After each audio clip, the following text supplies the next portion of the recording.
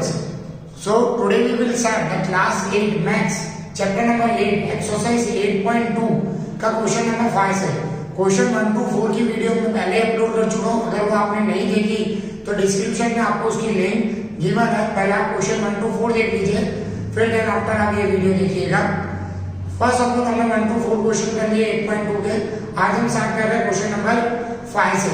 सो देखिए क्या गिवन है क्वेश्चन नंबर 5 में, एक वीसीआर और एक टीवी, एक वीसीआर है और एक टीवी है, दोनों की प्राइस 8000 ईच है। मतलब वीसीआर की प्राइस भी 8000 है और टीवी की प्राइस भी कितनी है 8000 आपको देखने को मिलेगी। शॉपकीपर ने वीसीआर को 4% लॉस पे बेचा और टीवी को 8% प्रॉफिट पे बेचा। तो हमें क्या फाइंड करनी है, दोनों की मिला के जो मतलब प्राइस है उसमें उसको क्या हो रहा है, प्रॉफिट हो रहा है या लॉस हो रहा है। और जो अगर एक प्रॉफिट और लॉस जो भी हो रहा है ओल्ड ट्रांजेक्शन में, हमें उसका परसेंटेज फाइंड करना है। ठीक है, सो वन बाय वन लेंगे। सो पहले हम ले लेते हैं कॉस्ट प्राइस ऑफ वीसीआर, कितना है 8000, लॉस कितना हो रहा है 4%। इसको रुपीस में कन्वर्ट करें तो 4 इंटू कॉस्ट प्राइस 8000 अपॉन में 100, तो कितना आ गया 320 रुपीस। मतलब लॉस इन रुपीस कितना आ गया 320। सेलिंग प्राइस क्या होगी फिर इसकी, cost price minus loss 8000 minus 320, यहां कर लेते हैं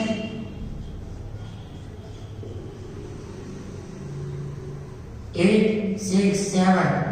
So rupees 7680 will be the selling price of VCR। अब हम किसका फाइंड करेंगे, टीवी का। So cost price of TV is equal to again 8000। यहाँ पर प्रॉफिट हो रहा है कितना 8%। So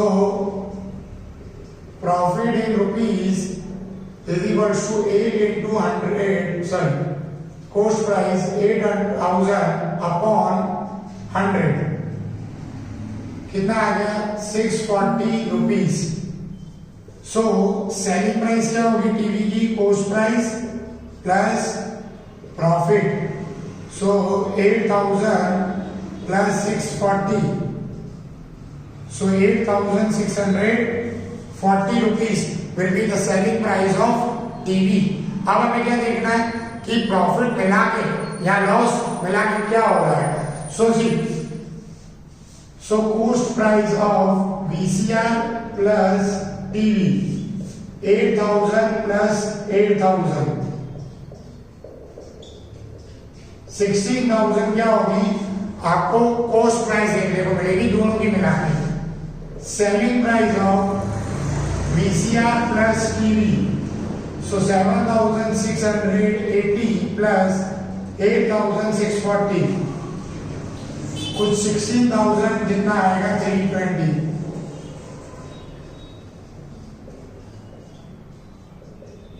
कितना आ गया सेलिंग प्राइस 16320 रुपीस, इतना आपको देखने को मिलेगा। ये सेलिंग प्राइस, ये कॉस्ट प्राइस, डायरेक्ट पता चल रहा है कि क्या हो रहा है, प्रॉफिट हो रहा है। सो प्रॉफिट क्या होता है, selling price minus cost price 16320 minus 16000। सो कितने रुपीस प्रॉफिट हुआ 320 रुपीस। पर हमें प्रॉफिट क्या चाहिए इन परसेंटेज। सो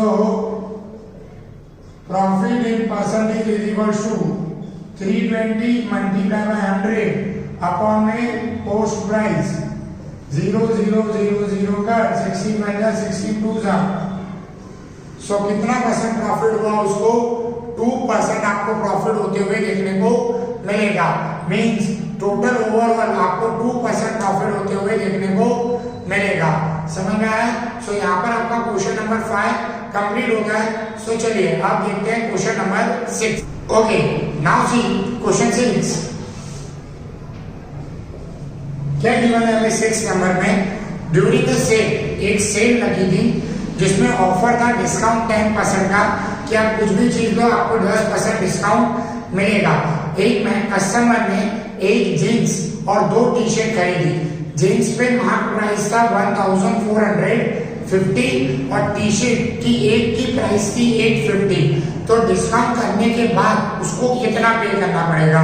सो देखो सबसे पहले मार्क प्राइस एमपी लिख रहा हूं, मतलब मार्क प्राइस ऑफ जीन्स कितना था 1450।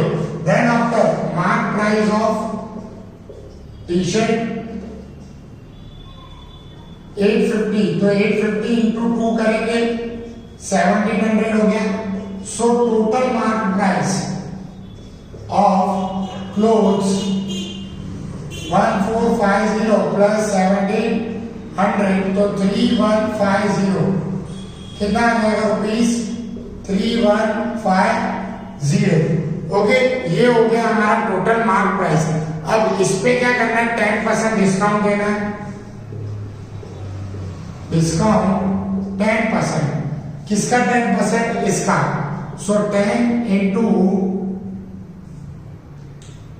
अपॉन 100 3150 00 कट दे 00 कट, तो कितने रुपीस डिस्काउंट होगा? 315 रुपीस।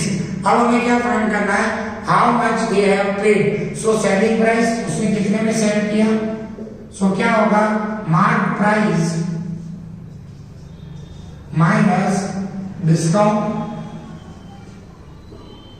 3150 माइनस 315 5382। सो कितना उसे पे करना पड़ेगा? ₹2835। ठीक है, मतलब वो पे करने का कितना आएगा? 2835। मतलब कस्टमर को इतने रुपीस पे करने हैं आफ्टर 10% डिस्काउंट। ओके, सो यहाँ पर आपका क्वेश्चन नंबर 6 भी कंप्लीट होता है। Now see question number 7। Question number 7 थोड़ा टिपिकल है, तो थोड़ा ध्यान से लिखिएगा। देखिए आईएमपी भी बहुत ज्यादा आएगी। एक मिल्कमैन है, उसने अपनी 2 बफेलोज बेची। एक बफेलोज मतलब दोनों बफेलोज उसने 20,000 फॉर ईच, मतलब 40,000 में उसने दोनों बफेलोज बेच दी। अगर एक बफेलो पे उससे 5% प्रॉफिट हुआ और दूसरी बफेलो पे उससे 10% लॉस हुआ, तो आपको उनकी कॉस्ट प्राइस फाइंड करनी है कि उसने वो दोनों बफेलो खरीदी कितनी में ली। देखो सेलिंग प्राइस होती, सॉरी कॉस्ट प्राइस होती तो सेलिंग प्राइस फाइंड करना इजी रहता है, बट यहाँ पे सेलिंग प्राइस है और आपको क्या करना है? कॉस्ट प्राइस फाइंड करना है। सो यहाँ थोड़ा डिफिकल्टी होगा, तो 1 बाय 1 जाएंगे। So selling price of buffalo 20,000 means profit कितना हो रहा है? 5%। तो इसका कॉस्ट प्राइस क्या मिलेंगे? CP x. किसने ये बफेलो कितने में खरीदी थी? एक्स में। तो आपको पता है एसपी क्या होता है? सीपी प्लस प्रॉफिट, लेकिन यहाँ पर प्रॉफिट भी परसेंटेज में तो एक्स, ये तो 20,000 है, तो यहाँ क्या करेंगे? 5 into X cost price upon में 100। So 20,000 is equals to X plus 5x upon 100। Upon में 1 लेके cross multiply 100x plus 5x upon 100। अब ये 100 यहाँ जाएगा। So 20,000 multiply by 100 is equals to 105x। हमें तो x ही चाहिए, into 100 upon 105, 520 521 4 lakh upon 21। ये एक की प्राइस है, ठीक है। अपॉन पॉइंट में कन्वर्ट करेंगे, पर सबका ओवरऑल एक साथ करेंगे, अलग अलग पॉइंट में कन्वर्ट करने नहीं रहते। सो 4 lakh upon 21 will be the cost price of the first buffalo, जिसमें उससे 5% प्रॉफिट हुआ। अब दूसरी बफेलो जिसकी cost price again sorry selling price same ही है, ओके, कितनी? 20,000। इस पे उसको लॉस हुआ है कितना? 10%। तो सेलिंग प्राइस तो आप जानते हो क्या होती है? लॉस में कॉस्ट प्राइस माइनस लॉस, तो 20,000 cost price x minus 10 into x upon 100 100x minus 10x upon 100. So again 100 cross में जाएगा, so 20,000 into 100 is equals to इस बार कितना बचा है 90x, 100 minus 10 90. हमें तो अगेन x ही चाहिए, 0 0 कर, so 2 lakh upon 9. इसको अगर x डेश लेना हो तो x डेश ले लेना। अब आपके पास क्या है, दोनों की कोस्ट प्राइस आ चुकी है। अब हम क्या फाइंड करेंगे, दोनों की मिला के कोस्ट प्राइस, दोनों की मिला के सेलिंग प्राइस आपको पता है, means total selling price of buffaloes कितना गिवन है 40,000, 20,000 plus 20,000, total cost price of buffaloes कितना हो जाएगा 4 lakh upon 21 plus 2 lakh upon 9। LCM ले लेते 63 को, 21 3 जा 63, 9 7 जा, सो 12 लाख प्लस 40 लाख अपॉन में 63, 26 lakh upon 63 will be the cost price of buffaloes।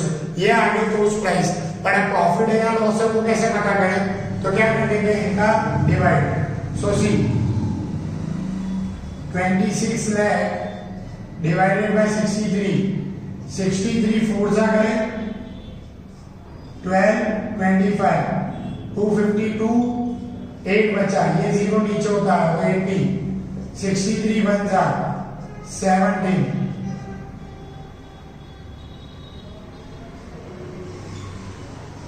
170, 63 2 जा कर ले 6 126 4 4, ठीक है, एक 0 और उतार दे 440, 63 6 जा 6 3 जा 18 378, ठीक है, 63 7 सा करोगे तो कितना हो जाएगा, कितना हो जाएगा 441। सो क्या कर लेते हैं 66 6 जा 378 2 कितना आया, तो यहाँ पर 620 कर देते, ये 0 उतार देते हैं, ठीक है। तो 63 9 जा, देखो 63 9 जा तो 630 होगा, ये 620 है तो 9 से ही लेना पड़ेगा, 27 56 567 कितना आ जाएगा 110 5, ठीक है 53, तो यहाँ पर पॉइंट 530, 63 8 से ले लेते हैं 24 54, सो 8 जा, ओके, सो 80 वेट 550 होगा, तो कितना हो गया 8 जा 544, तो 550 में से 544 माइनस किया तो 6, ठीक है 60 बचा, तो क्या करेंगे वापस अगेन 4 जा 260 हो गया है, तो 4 जा 240 252, सो कितना आ गई हमारी कोस्ट प्राइस 41269.84, ठीक है, ये आपकी हो गई कोस्ट प्राइस। ऊपर लिख देता हूं कितनी हो जाएगी रुपीज 41,269.84, ठीक है, ये आपको देखने को मिलेगी। अब लॉस है क्लियर पता चल रहा है, तो coast price minus selling price 41,269.84 minus 40,000, तो 1,269.84 रुपीज इज योर आंसर, ठीक है। ये आ गया loss in rupees. Now loss in percentage 1,269.84 multiply by 100 upon में कोस्ट प्राइस, तो ये वाली ले लेते हैं वो वाली नहीं लेते, तो 26 लाख इंटू 63 कट करोगे तो 40/13% आएगा। मिक्स फ्रैक्शन में लिखना हो तो ऐसे लिख सकते हो। So it will be your answer. So ये क्या होगा आपका loss in percentage. Okay, so it is about the question number 7। Now see question number 8। Now see question number 8 क्या गिवन है 8 नंबर में। The price of TV, TV की price है 30,000, उस पे सेल टैक्स लगाया जा रहा है 12%। तो आपको अमाउंट फाइंड करनी है जो विनोद को पे करनी है उसको खरीदने के लिए। सो cost price of TV is rupees 13,000। कितना कॉस्ट प्राइस है उसका 13,000। सेल टैक्स कितना है 13%, सॉरी कितना है 12%। सो 12% is your sale tax. So sale tax का अमाउंट फाइंड करते हैं 12 into 13,000 upon 100। 12 13 2163 कितना हो गया 1,560 रुपीज। ठीक है, it will be the amount of sale tax. कितना उस पर टैक्स लगेगा तो विनोद हैव टू पे कितना 13,000 plus 1,560, so 14,560 rupees will be paid by Vinod to buy the TV। उसको अगर टीवी खरीदनी है तो उसको कितने रुपीस भरने पड़ेंगे 14,560। सो यहाँ पर आपका क्वेश्चन नंबर 8 भी कंप्लीट होता है। Now see question number 9। Now see question number 9 क्या गिवन है। अरुण ने पेयर ऑफ स्केट्स, स्केटिंग के स्केट्स होते हैं ना, वो खरीदे जिस पर उसको 20% डिस्काउंट मिला। एक उसने पे 1600 किए, तो आपको क्या फाइंड करनी है मार्क प्राइस। ठीक है, तो क्या कर देते हैं सपोज कर लेते हैं, suppose mark price is x। Mark price कितना है x। Selling price of skates 1600, discount 20%। अब सेलिंग प्राइस क्या होगी कॉस्ट प्राइस माइनस डिस्काउंट। तो कॉस्ट प्राइस है x, डिस्काउंट है 20%। किस पे x पे अपॉन में 100, यहाँ 1600 तो 100x अपॉन में 1 लेके cross multiply minus 20x upon में 100। सो 1600 मल्टीप्लाई बाय 100 80x। तो x फाइंड करना है 0 0 का 200। सो selling price will be the 2000, sorry cost price। so marked price of skates is equals to rupees 2000। कितना मार्क प्राइस होगा 2000। तभी जाके उसने उस पे कितना डिस्काउंट दिया 20% डिस्काउंट दिया। ओके, सो यहाँ पर आपका क्वेश्चन नंबर 9 भी कंप्लीट होता है। सो चलिए आप देखते हैं ये एक्सरसाइज का last question, question number 10। Okay, now see question number 10 क्या गिवन है क्वेश्चन 10 में। I purchase a hair dryer, मैंने एक हेयर ड्रायर खरीदा जिसका कितना प्राइस था 5400। फिर उस पे वैट टैक्स लगाया गया 8%। सो मुझे कितना पे करना पड़ेगा। So cost price of hair dryer is equals to 5400। VAT tax कितना लगाया गया 8%। So VAT in rupees is equals to 8 multiply by 5400 upon 100। कर 54 8 जा 32 40 43। so rupees 432 will be the VAT tax। इतना VAT tax है। so selling price of hair dryer is 5400 plus 432। so कितना rupees आएगा 5832, मतलब 5832 रुपीस मुझे पे करने पड़ेंगे अगर मुझे वो हेयर ड्रायर खरीदना है विद वैट टैक्स। ठीक है। So it is about the VAT tax. So यहाँ पर आपका क्वेश्चन नंबर 10 भी कंप्लीट होता है। आई होप आपको समझ में आए होंगे सारे सम्स, ठीक है। सो यहाँ पर हमारी एक्सरसाइज 8.2 भी कंप्लीट होती है। So thank you for watching this video and bye.